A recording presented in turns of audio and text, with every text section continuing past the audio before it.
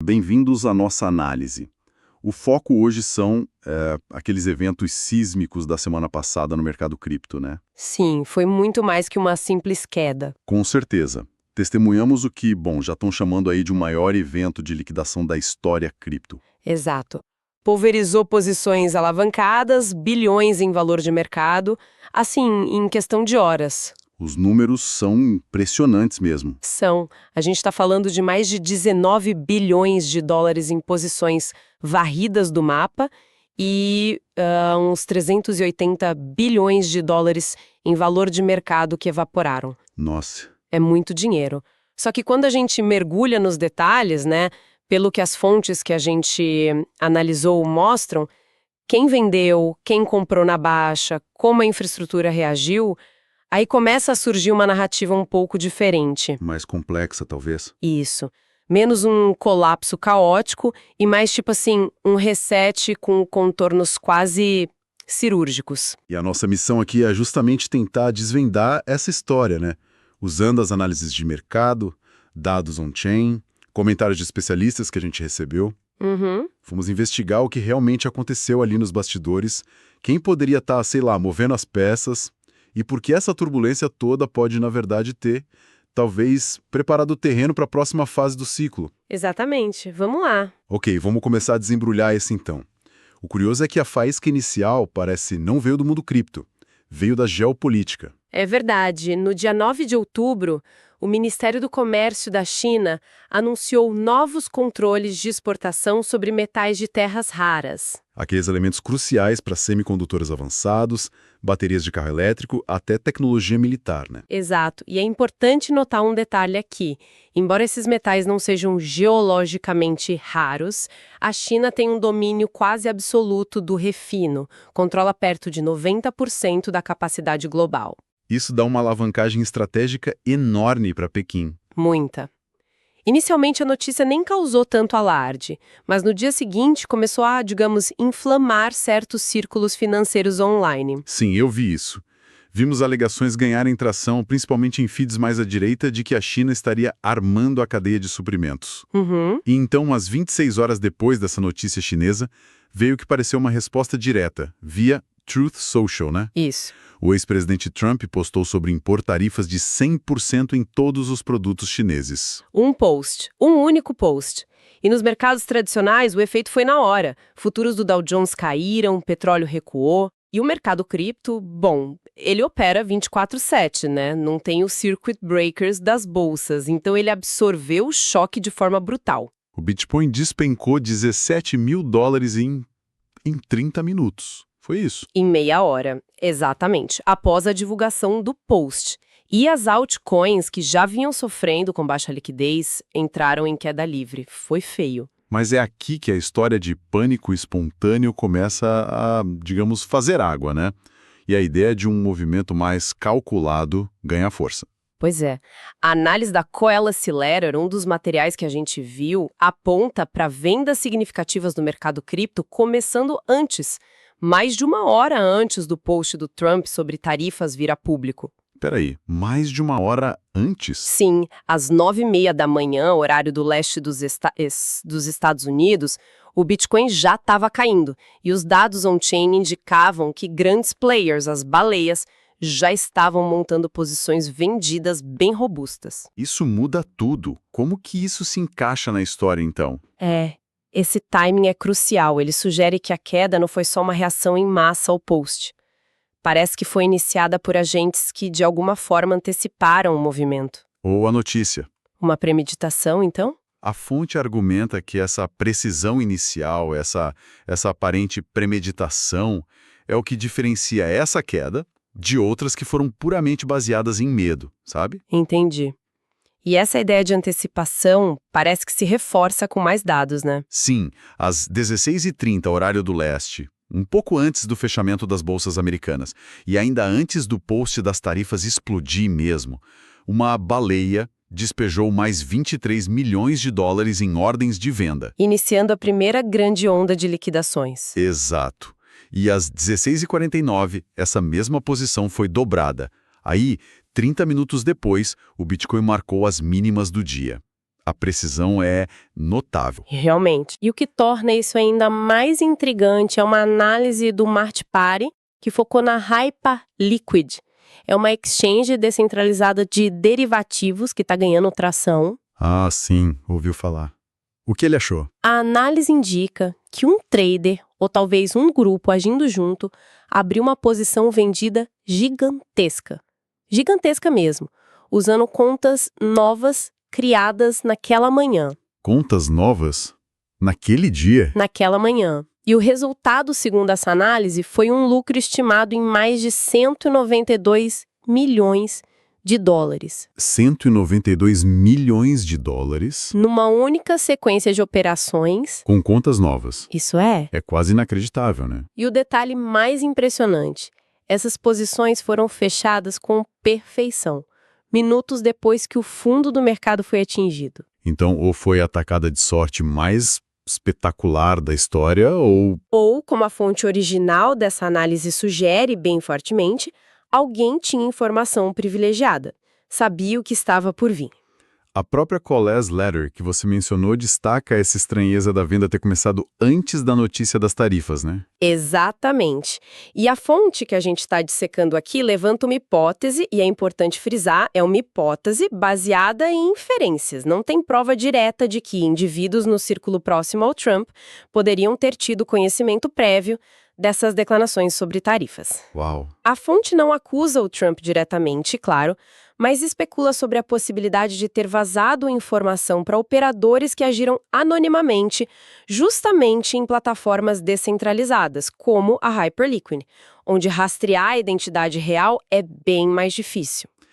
Essa hipótese de vazamento de informação, nossa, é explosiva, muda completamente a perspectiva sobre a causa inicial do crash, né? Com certeza. Explicaria a precisão e o timing daquelas negociações iniciais que pareciam antecipar o caos todo. E levanta questões bem sérias sobre como informações sensíveis podem fluir e impactar mercados globais, ainda mais voláteis como o de criptoativos. Exato. E o que veio depois? A reação em cadeia foi brutal, pelo que eu li. Foi. Por volta das 17h20, horário do leste, o Bitcoin teve uma vela de queda de 20 mil dólares. Foi a maior variação intradiária de preço da história dele. 20 mil dólares num dia. No movimento só, praticamente. E globalmente, a estimativa é que 1,6 milhão de traders foram liquidados. 1.600.000. E a direção era clara. A proporção de posições compradas, os longs, sendo liquidadas superou as vendidas, os shorts, em 7-1. 7-1. Isso não é mudança de sentimento, é purga. É, purga mecânica total. Eram algoritmos executando ordens de venda forçada para cobrir margens. Um pânico algorítmico em escala massiva. A análise do Credible Crypto, que a fonte cita, ilustra bem isso, né?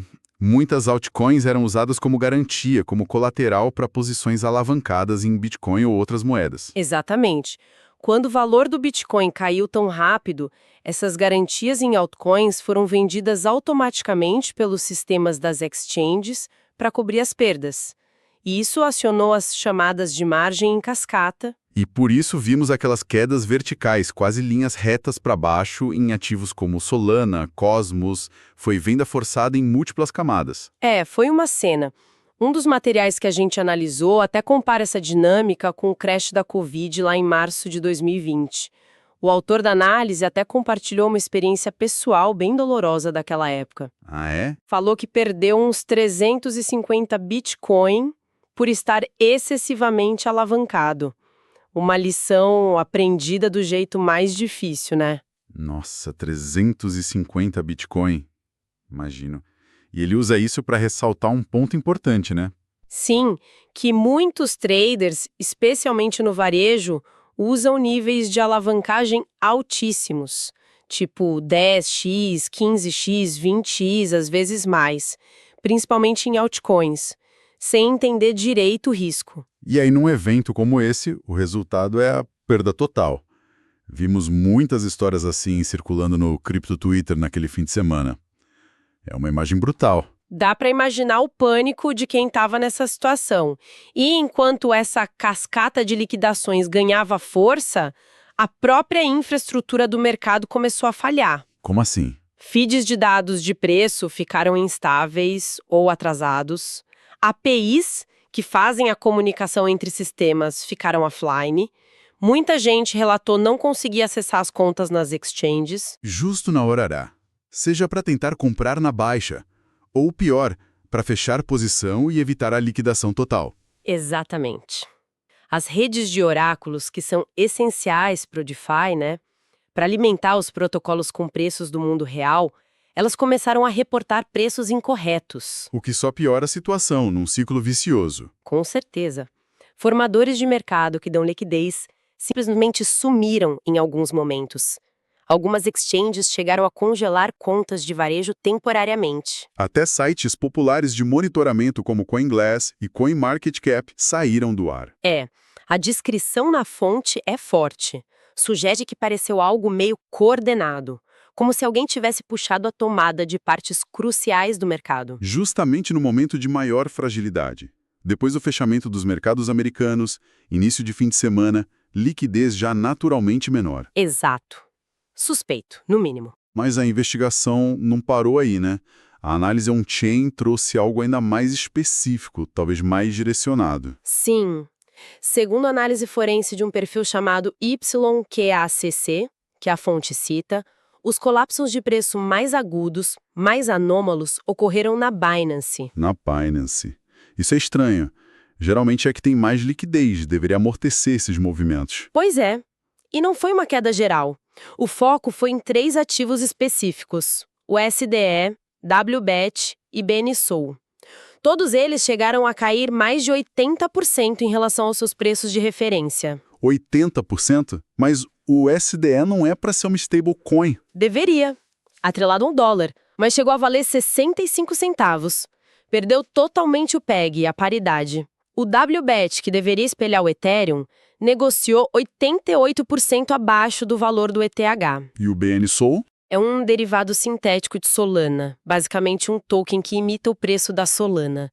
Desabou para $34, enquanto o preço da Solana mesmo não caiu nem perto disso percentualmente. Nossa, são anomalias extremas. Isso aponta para uma quebra de liquidez muito localizada ou até manipulação direcionada, né? Exato. E agora vem o ponto que a fonte considera crucial, que levanta muita suspeita. Qual? Esses 3 tokens eram exatamente aqueles para os quais a Binance tinha anunciado publicamente dias antes que ia implementar atualizações nos mecanismos de precificação, no dia 14 de outubro. Peraí. Então, o crash atingiu justamente uma janela de vulnerabilidade ou transição técnica para esses ativos específicos? Exatamente.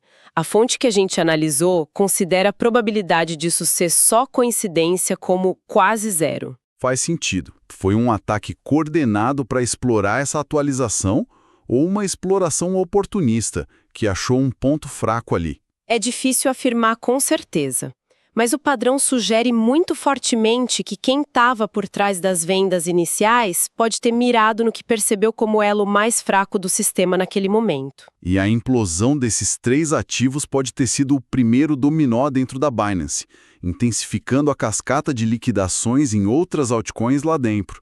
E por extensão no mercado todo. É uma hipótese forte. E depois do caos, a Binance agiu, né? Agiu. A Solid Intel, outra fonte citada, confirmou que a exchange usou fundos próprios para cobrir uns $283 milhões em perdas de usuários, especificamente desses 3 ativos que perderam a paridade. Uma medida para tentar restaurar a confiança. Mas fica a pergunta sobre o tamanho total das perdas geradas por essa falha inicial ali. Fica. Agora, olhando o quadro geral, né? Apesar da escala da liquidação ter sido sem precedentes, lembrando, 19,3 bilhões, comparado com 1,2 bi na Covid, 5 bi na Terra Luna, 2 bi na FTX. É muito maior. Muito. Apesar disso, nenhuma grande exchange ou protocolo DeFi relevante quebrou ou entrou em default. Isso é um ponto notável. É diferente das crises anteriores. O sistema foi o limite, teve falhas pontuais, mas a estrutura central aguentou. E tem dados da Glassnode que dão uma pista do mercado pós-choque, né? Sim, mencionados na fonte. As taxas de financiamento, aquele custo para manter posições alavancadas abertas, caíram para os níveis mais baixos desde o fundo do mercado de baixa de 2022. O que isso nos diz, então? Que a alavancagem sumiu. Basicamente, o custo evaporou porque as posições foram varridas. A interpretação que emerge das fontes é clara. Não foi destruição total, foi um reset. Uma limpeza forçada da alavancagem excessiva. Talvez a maior da história cripto. Uma limpeza. E a visão predominante nessa análise é que isso deixou o setor mais limpo e, paradoxalmente, talvez mais forte, com mais liquidez saudável, menos dependente de dívida. E o argumento é que isso, historicamente, pode ser até um sinal positivo. Tipo, um incêndio controlado que limpa a floresta para crescer de novo. É uma boa analogia. Historicamente, esses momentos de limpeza drástica das taxas de financiamento, como a gente viu em março de 2020 ou depois do colapso da FTX em novembro de 22, eles precederam novas fases de alta nos meses seguintes. É um padrão que os analistas acompanham de perto. A ideia de que o sistema se livra do peso morto da alavancagem irresponsável antes de poder subir de novo. Exatamente. E a recuperação, de fato, foi bem rápida e forte, né? Notavelmente. E em umas 40 horas depois do fundo do poço, mais de 550 bilhões de dólares em valor de mercado voltaram para o espaço cripto. O Bitcoin voltou para cima de 115 mil dólares. Uma recuperação clássica em V, bem mais rápida do que a gente viu em outros crashes. Sim. O Alex Becker, um analista que a fonte cita, chegou a comparar esse evento com os crashes da Covid e da FTX. Ele chamou aqueles de os melhores dias de compra da década e sugeriu que este poderia ser o terceiro evento dessa magnitude em termos de oportunidade para quem tem visão de longo prazo e capital claro. E a questão geopolítica que parece ter começado tudo. A reviravolta foi tão rápida quanto a escalada, né? Foi impressionante. 2 dias depois daquele pânico do post sobre tarifas, o Trump pareceu reverter o curso. A China também clarificou que a declaração sobre terras raras era um controle regulatório, não um banimento total. O vice-presidente Vance adotou um tom mais amigável com a China. E no domingo à noite, que é crucial, né, antes da abertura dos mercados asiáticos, veio o post apaziguador do Trump no Truth Social. Não se preocupem com a China, vai ficar tudo bem. E na segunda-feira, membros da administração minimizaram a ameaça das tarifas. A escalada foi retirada da mesa. Exato. O Colbeze, um analista que a fonte menciona, previu essa sequência usando o que ele chama de manual de tarifas de 11 passos. Segundo ele, a gente estava no passo 6. A resolução de domingo à noite. Seja como for, o mercado respirou aliviado com essa desescalada. Com certeza. Então, se a tese do reset estiver correta, né, e a alavancagem excessiva foi limpa, para onde o capital saudável começou aí? A análise da rotação pós-crash dá umas pistas interessantes. Valida um pouco a ideia da limpeza que permite novos movimentos. Isso. E o primeiro sinal claro, segundo as fontes, veio do BNB, o token da Binance Chain. Ah, é? Logo depois da queda, ele foi um dos primeiros grandes ativos a se recuperar e a superar assim, significativamente Bitcoin, Ethereum, outras large caps. Isso pegou muita gente de surpresa. Pegou mesmo. Por que o BNB? Olhando o ecossistema, a análise aponta para a força da plataforma de lançamento de meme coins da rede BNB. A fonte chama de Memify. Parece que ela ultrapassou a Pump Fund da Solana em atividade. Capturou uns 80% da criação de novos tokens. 80%? É. No dia 8 de outubro, um dia antes do anúncio chinês, essa plataforma teria registrado 47 mil novos tokens e 3 bilhões de dólares em volume. São números bem expressivos, mostram atividade na rede. E parece que tem interesse institucional também, né? Tem. O Coin Bureau, citado na fonte, reportou que o Renaissance Bank da China estaria negociando para levantar um fundo de 600 milhões de dólares, focado especificamente em investir em BNB. 600 milhões. Se isso se concretizar, é um fluxo de capital bem significativo para esse ativo. Sem dúvida. Mas a rotação de capital raramente para num ativo só, né? O que as análises sugerem como próximo passo? Exato. Com o BNB liderando a recuperação inicial, a análise sugere que Solana pode ser a próxima na fila. Solana. Por quê? Um ponto a favor é que, mesmo durante o caos do crash, com falhas em oráculos e exchanges afetando outros ecossistemas, a rede Solana em si ficou operacional, relativamente estável. E analistas citados já começam a prever a próxima onda de capital rotacionando, dos ganhos do BNB para a Solana, seguindo aquele ciclo que a gente vê com frequência, né? O dinheiro inteligente compra o medo e a recuperação inicial, BNB nesse caso. E depois o capital busca a próxima oportunidade narrativa, potencialmente Solana. Faz sentido. É o jogo da rotação. E enquanto isso acontece entre as altcoins, como fica o Bitcoin, o carro-chefe? Aí tem um cenário interessante. Dados on-chain mostram que os detentores de longo prazo, os LTHs, né? Aqueles investidores que seguram Bitcoin por meses ou anos, eles distribuíram os 240 mil Bitcoins durante essa volatilidade. 240 mil BTC. Foi a maior venda desse grupo desde janeiro, certo? Normalmente, isso derrubaria o preço. Exato. Exerceria uma pressão de venda significativa. Mas o preço resistiu relativamente bem. E qual é a explicação para isso? A análise sugere que essa oferta foi rapidamente absorvida, principalmente pelos ETFs de Bitcoin e por novas instituições entrando no mercado. Ah, demanda institucional. Isso.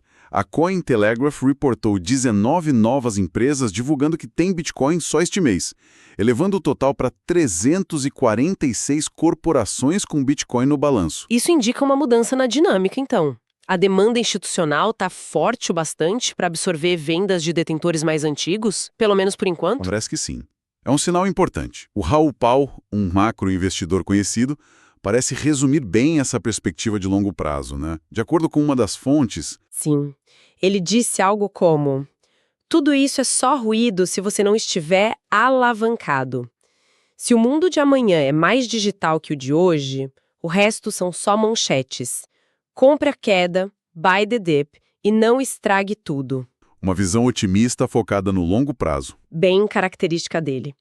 E essa visão é ecoada por projeções de grandes instituições financeiras. O Deutsche Bank, por exemplo, foi mencionado na fonte por prever que o Bitcoin pode estar nos balanços de bancos centrais, tipo, ao lado do ouro até 2030. Uau! A narrativa da adoção institucional continua ganhando força apesar da volatilidade. Ou talvez por causa dela. Talvez. Mostra a resiliência do ativo, né? Então, fazendo um balanço da nossa exploração de hoje, partimos de um gatilho que parecia geopolítico, talvez mal interpretado ou usado como pretexto. Que desencadeou a maior limpeza de alavancagem da história cripto. Exato. Mas as evidências, especialmente o timing das vendas iniciais e aquelas anomalias bem específicas na Binance, apontam fortemente para a possibilidade de negociações antecipadas, uma exploração calculada de vulnerabilidades. Exatamente. E o mais notável é que, apesar do estresse extremo, das falhas pontuais na infraestrutura, o sistema como um todo não quebrou. Não teve um colapso catastrófico como em crises passadas. Pelo contrário, passou por esse reset massivo. E a análise predominante nas fontes que a gente viu é que o mercado pode ter saído dessa aprovação mais enxuto, mais forte e talvez mais preparado para a próxima fase. A recuperação rápida em V, a rotação de capital que a gente já está vendo para o BNB e talvez para a Solana. Tudo isso parece dar suporte a essa ideia, né? Sugere que, para muitos, a narrativa de longo prazo continua intacta. É o que parece. A visão principal que a gente extrai das fontes é que esse evento, por mais doloroso que tenha sido para quem estava alavancado, Com certeza foi. ele não foi o fim do ciclo de alta, mas sim aquela reinicialização necessária que muitas vezes precede a próxima grande onda de valorização. Interessante. E isso nos deixa como uma provocação final para quem nos acompanha, né? O que essa demonstração de possível manipulação de mercado em larga escala, que parece ter combinado gatilhos geopolíticos, talvez informação privilegiada, exploração de estruturas de alavancagem, fragilidades técnicas. O que isso nos diz sobre as futuras dinâmicas de poder? Boa pergunta. E a infraestrutura cripto mostrou resiliência mesmo sob ataque, mas também se mostrou vulnerável a essa manipulação informada. Será que eventos orquestrados como este podem se tornar uma nova ferramenta, talvez até uma arma, nesse jogo financeiro global cada vez mais complexo? Um jogo que interliga finanças tradicionais, o universo cripto e interesses geopolíticos. Exatamente. Poderia ser essa uma nova forma de guerra financeira ou de influência no século XXI? É uma questão para a gente ficar pensando